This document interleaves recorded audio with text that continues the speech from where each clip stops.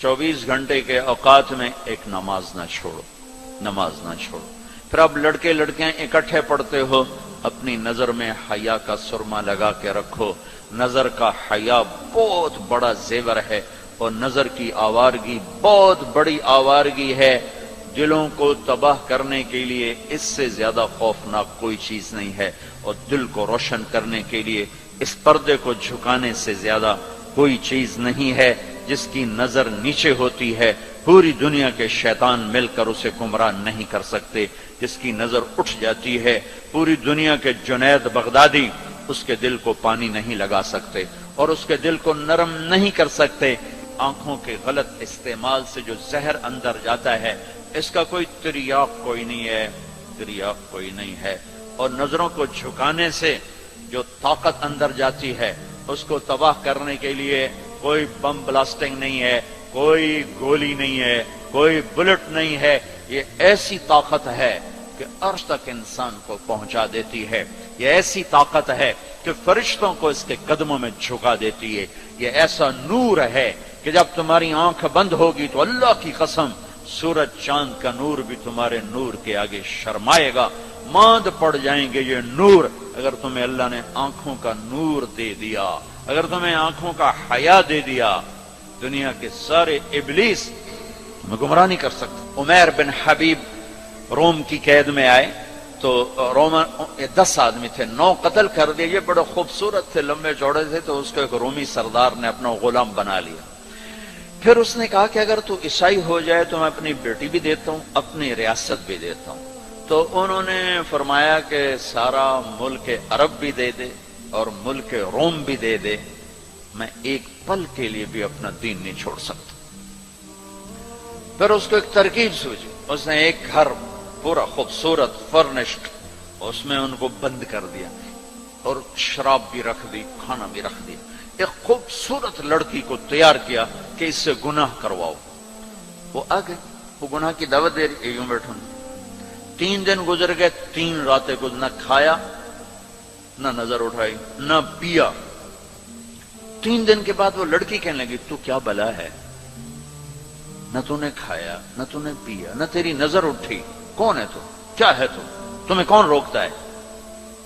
तो फरमाया कि अब तो मेरे लिए शराब भी हलाल है, जिस हाल पर मेरी प्यास पहुंच चुकी, और सुअर पका कर रखा हुआ था, कि ये गोश्त भी मेरे लिए हलाल है जिस सतह पर मेरी भूख पहुंच चुकी है। लेकिन मेरे रब से मुझे हया है जो मुझे देख रहा है,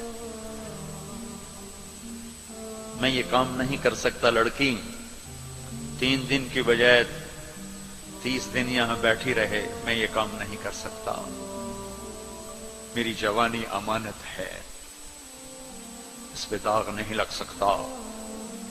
वो कहने लगी, तेरे जैसे इंसानियत के ताज को मैं कत्ल नहीं होने दूंगी, मैं तुम्हें छुड़ाऊंगी। बाहर निकल के कहने लगी, सरदार तूने मुझे किसके पास भेजा है? लोहा है, ना खाया ना पिया, या पत्थर है कि एक दफा उसने नजर उठा के नहीं देखा, मैं कहां से उस पर हाथ डालती। और फिर रात को आई, एक थैले में कुछ खाना और एक मशकीजे में थोड़ा पानी, और उसको चुपके से निकाला, कहा कि ये देखो तारा, कुतुब सितारा देखा, कहा इसको यहां रखना कंधे पर और चलते रहना, रात को चलना, दिन में छुपना। अगर इसको तुमने इस सीधे कंधे के साथ रखा तो एक दिन तुम इराक पहुंच जाओगे। ये किरदार था जिसने सहरा नशीनों को कैसर और किसरा के ऊपर झंडे गाड़ने की ताकत अता फरमाई, तौफीक अता फरमाई और कुव्वत और कुदरत दी। अपनी 24 घंटे की जिंदगी में तुम्हारी हॉस्टल लाइफ है, पार्टियां ना बनो। मेरे देश को मजहबी नफरत ने भी बर्बाद किया है और सियासी नफरतों ने भी बर्बाद किया है। सारा मुल्क जवाल का शिकार है। मैं सियासतदानों का सिर्फ गिला नहीं करता हूं, मेरा तो रेडी पे सेब बेचने वाला भी बददियानत है, खाइन है। तो मैं सियासतदानों का गिला क्या करूं, मैं अफसरान का, ब्यूरोक्रेसी का रोना क्या रोऊं। हमारा तो चपड़ासी भी बददियानत है। अल्लाह उसके रसूल की गुलामी को ढूंढो ढूंढो, مذہبی نفرتوں کا شکار مت ہو.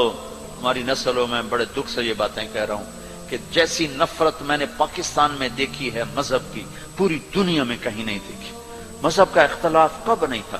میرے نبی کی موجودگی میں صحابہ میں اختلاف تھا، نبی کی موجودگی میں اختلاف تھا. اختلاف ختم ہی نہیں ہو سکتا. محبت کرنا سیکھو، محبت کرنا سیکھو، محبت کرنا سیکھو. تم اپنے نبی کی سیرت اٹھا کے دیکھو، منافقوں کو گلے لگایا. عبداللہ بن ابی مرنے کے قریب ہوا. عبداللہ بن ابی غلیظ ترین انسان اور جہنم کے سب سے نیچے. ابو جہل اوپر ہے، عبداللہ بن ابی نیچے ہے. ابو جہل اوپر ہے، عبداللہ بن ابی اس سے نیچے ہے، لیکن اس نے اسلام کا لبادہ اوڑھا. میرے نبی کا عام آدمی، میرے نبی کو تو سارے منافقوں کا پتا تھا کہ کون کون ہیں، باقی صحابہ کو نہیں پتا تھا کہ کون ہے، لیکن عبداللہ بن ابی کے بارے میں سب کو پتا تھا یہ منافق ہے.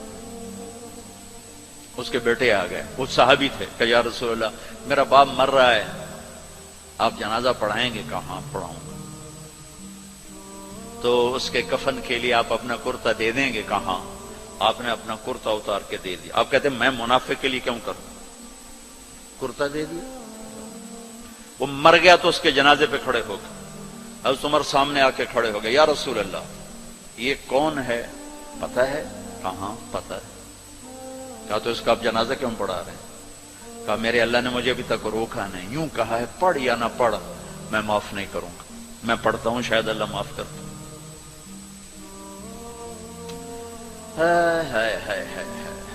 ایک جگہ تھا وَإِن تَسْتَغْفِرْ لَهُمْ 70 مَرَّةً فَلَن يَغْفِرَ اللَّهُ لَهُمْ. اے میرے نبی 70 دفعہ پڑھ دے جنازہ، میں پھر بھی معاف نہیں کروں گا.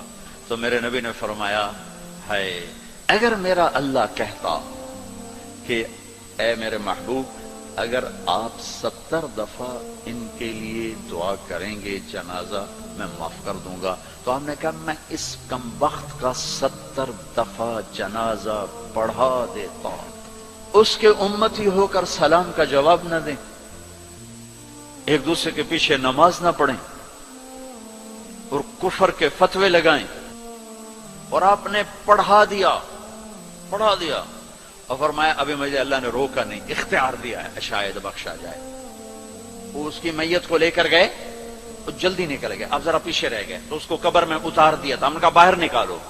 اس کی میت کو باہر نکالا، اپنا لعاب اپنی انگلی پہ لگایا اور اس کے منہ میں ایسا ڈالا کہ شاید اللہ اس کی تو پھیلی اس کی بخشش فرما دے. اس منظر کو دیکھ کر 100 منافق کلمہ پڑھ گئے. 100 منافق کلمہ پڑھ گئے. میرے بچوں ایسے علماء کا اعلی کار مت بنو جو تمہیں دست و گرے باں کر دیں، جو تمہیں مسلمان کو کافر پیش کریں. مسلمان بنو، مومن بنو، مسلمان بنو. اللہ نے ہمارا نام یا مسلم رکھا یا مومن رکھا. میرا تیرا تعارف ایمان ہے، اسلام ہے. ایک دوسرے سے ایسی نفرت، امت تو ختم ہو گئی، گروہ بن گئے، فرقے بن گئے، ٹکڑے ٹکڑے ہو گئے. تو اللہ کی مدد کس پر آئے؟ کس پر آئے؟ کیوں آئے؟ ادھر مذہب کے نام پہ نفرت اور ادھر تہذیب کے نام پہ ننگا پن اور ناچ آوارگی. کدھر اللہ کی مدد آئے؟ مسلمان بن کے رہو.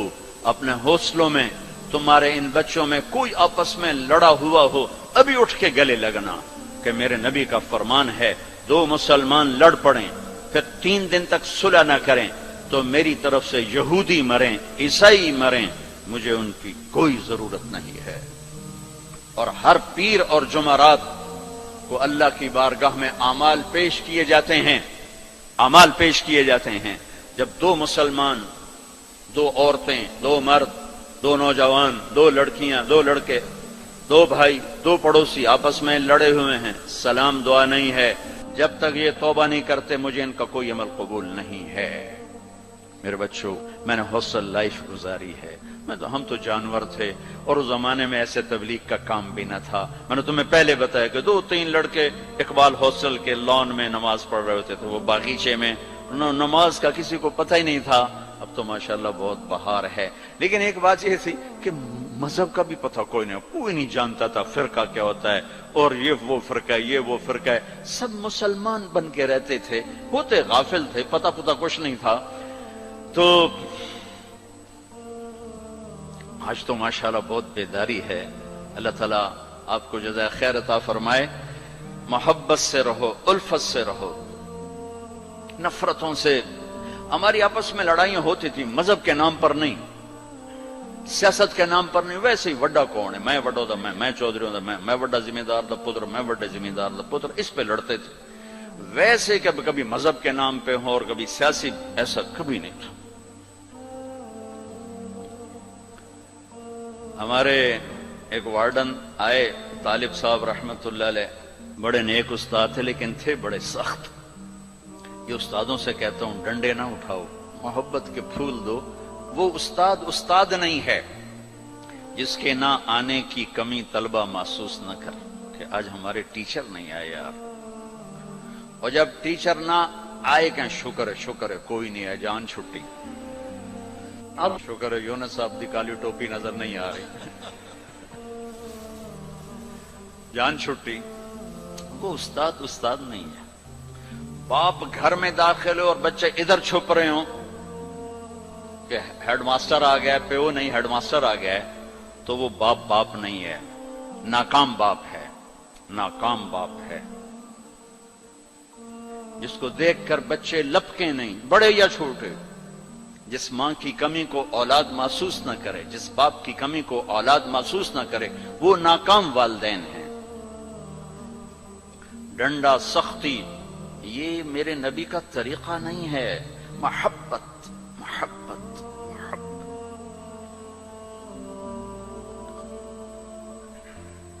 وہ تھے بڑے یعنی مہربان تھے، لیکن وہ زمانہ ہی تھا ڈنڈے ڈنڈے ڈنڈے ڈنڈے. کان پکڑو ڈنڈے، کان پکڑو ڈنڈے. سختی سے بچے جھوٹ بولتے،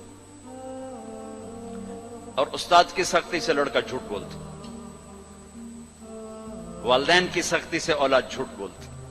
والدین اپنے بچوں سے دوستی لگانے کے بجائے ماں باپ بن کے دکھاتے ہیں، تو وہ اوروں کو دوست بناتے ہیں. جب وہ اوروں کو دوست بناتے ہیں تو وہاں سے غلط فیڈ ہوتا ہے، پھر غلط راہوں پہ چلتے. چوتھی جماعت میں پڑھتا تھا. ماسٹر شفیع صاحب رحمت اللہ علیہ ہمارے استاد تھے. بڑے مہربان، ہمدرد، لیکن بہت سخت، بہت مارتے تھے.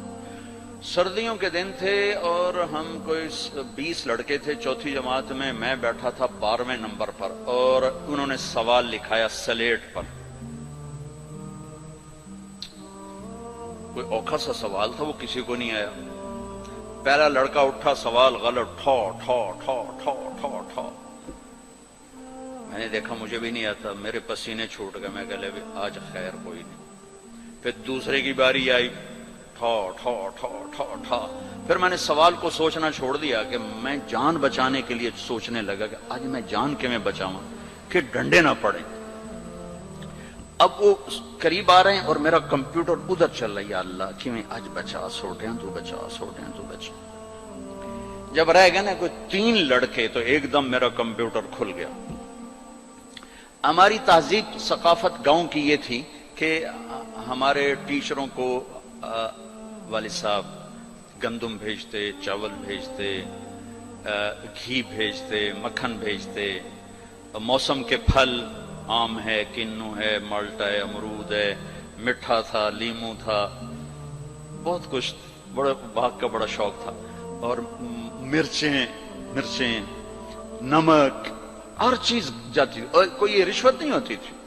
یہ وہ ہمارے والدین سعادت سمجھتے تھے کہ بھئی ہم اپنے بچوں کے استادوں کی خدمت کریں، سعادت سمجھتے تھے.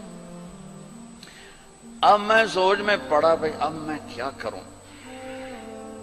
تو کوئی موسم کا پھل سامنے کوئی نہیں، کنک بھی کوئی نہیں، چاول بھی کوئی نہیں. ہن میں کی کرا؟ تو مجھے یاد آیا کہ مرچیں ہیں.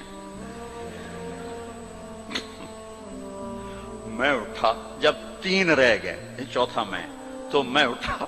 میں کہا استاد جی ابا جی آندے پیان کل مرچاں توڑے گھر اپڑ جاسا. انہوں نے کہا ٹھیک ہے میرا پتر، ٹھیک ہے، تو بیٹھ جا، تو بیٹھ. میں ڈنڈوں سے بچ گیا. یہ جھوٹ مجھے کس نے بلوایا؟ میرے استاد نے بلوایا. بچہ تو ایک یہ پھول ہوتا ہے، اس کو یوں تھپڑ مارو تو یہ مسئلہ جائے گا.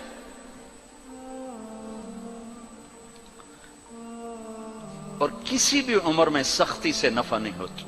ہر عمر میں محبت ہی ایک ایسا اصول ہے جس سے آپ دلوں کو خرید سکتے. سڑکوں پہ چل چل چل عمر گزری، 30 سال ہو گئے سفر کرتے، تو ایک سکیچ میرے ذہن میں بسوں کے پیچھے چل چل کے آیا ہے کہ جب وہ نئی بس ہوتی ہے تو اس کے پیچھے لکھا ہوتا ہے ویک ٹور چکوری تھی، بڑے نخرے سے چل رہے. جب تھوڑی پرانی ہوتی ہے تو لکھا ہوتا ہے ہارن دے کر پاس کریں. جب تھوڑی اور پرانی ہوتی ہے تو لکھا ہوتا ہے یا پاس کر یا برداشت کر. اور جب تھوڑی اور پرانی ہوتی ہے تو پیچھے ایک ملنگ بنا ہوتا ہے تو لکھا ہوتا ہے نہ چھیڑ ملنگانو. اور جب وہ پرانی کو رنگ روغن ہو جائے اور وہ روڈ پر آئے تو لکھا ہوتا ہے خدا نے ایک بار پھر دلہن بنا دیا. یہ علم مجھے سڑکوں سے حاصل ہوا ہے، کسی یونیورسٹی کسی مدرسہ سے نہیں. ایک دفعہ میں ایک کوسٹر کے پیچھے جا رہا تھا اور میں اپنا مطالعہ کر رہا تھا، پڑھ رہا تھا سامنے والی سیٹ پر. پڑھتے پڑھتے ایسے میری اوپر نظر اٹھی تو ایک کوسٹر کے پیچھے گاڑی تھی. میری نظر پڑی تو اس کے پیچھے 2 بول لکھے ہوئے تھے، 2 جملے. اس نے یہ سارے دھونے دھو دیے کہ ایسا خوبصورت میں نے کہیں دیکھا ہی نہیں. یہاں لکھا ہوا تھا بہت بڑا کر کے دل ایسے، اور آگے یوں بنا کے آگے لکھا ہوا تھا برائے فروخت. دل برائے فروخت. دل کے نیچے لکھا ہوا تھا قیمت، آگے لکھا تھا ایک میٹھا بول. ایک میٹھا بول. یہ ماں بولے، یہ ٹیچر بولے، یہ باپ بولے، یہ دوست بولے، یہ بھائی بولے، یہ پڑوسی بولے، دشمن بھی بولے گا تو آپ اس کے ہو جاؤ گے. کہ دل چیز ہی ایسی ہے.